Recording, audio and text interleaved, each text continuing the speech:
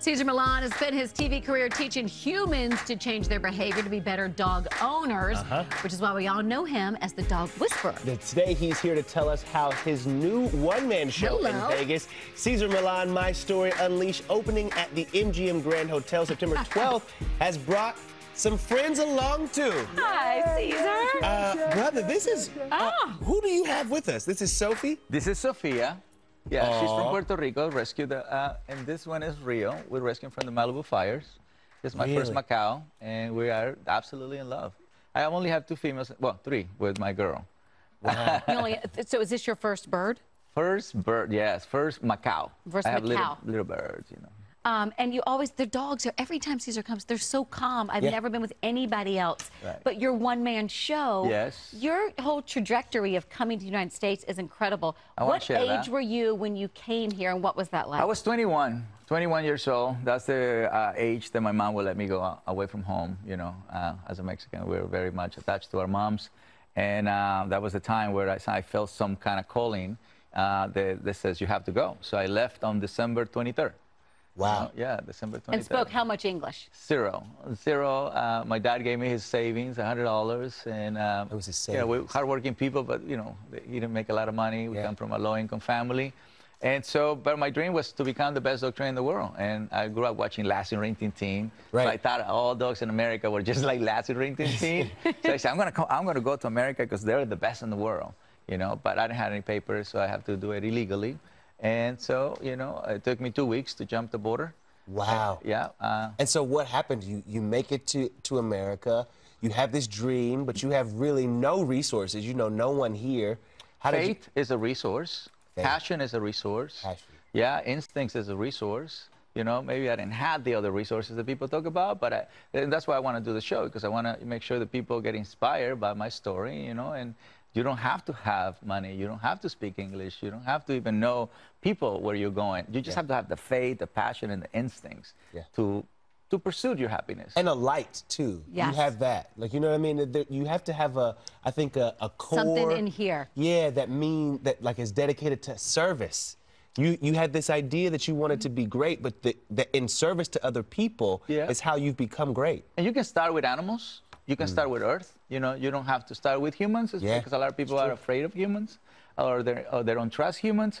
But as long as you start helping someone, I think that generates the vibe of being a human being, right? So that's what I love the quote, ask not what the country can do for you, but what can you do for the country? And I took that to heart, because now my two kids are also helping America and the world to, you know, to be better humans, better planet. Oh, yeah, we had your son on, I think, last time you were here. Well, you were such a giver, and you give so much, but you've also had people give back to you. What did Jada Pinkett Smith do? Oh, my girl, you know, she's just amazing. I'm very grateful the rest of my life. I'm loyal to the family, Smith family.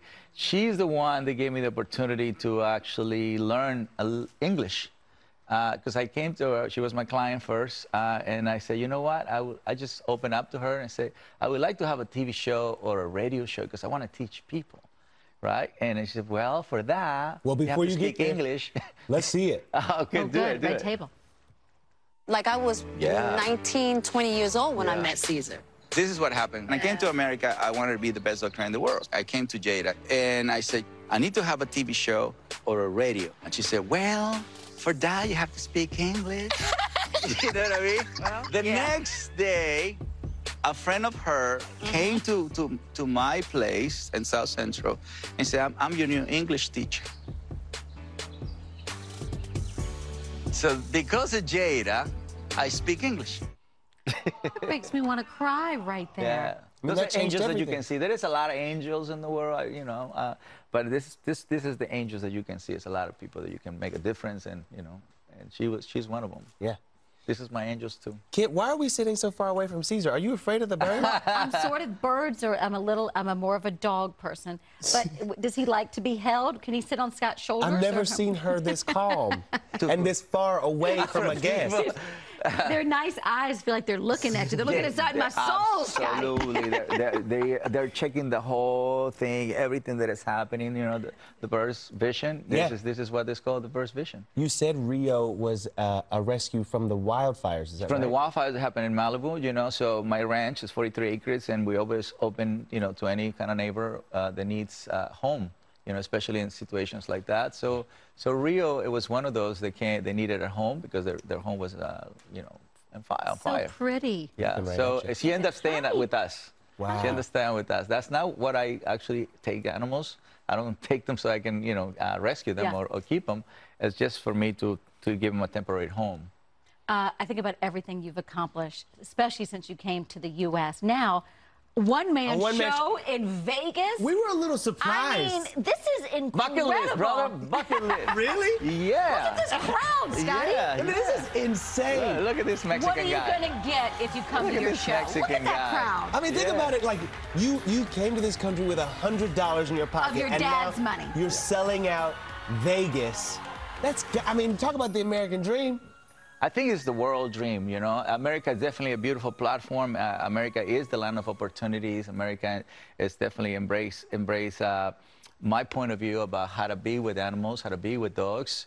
And so I started with the whole concept. I train humans, rehabilitate dogs. Yeah. You know what I mean? So the message is about that. It's about how do you connect, communicate, and relate to Mother Nature in a form of a dog, in a form of a bird, a llama, whatever you want. Because people now have pets of all kinds. It's not just dogs anymore. And they bring them on the airplane. They have goats. I see people with ducks. I see people with rabbits. English people have rabbits all the time.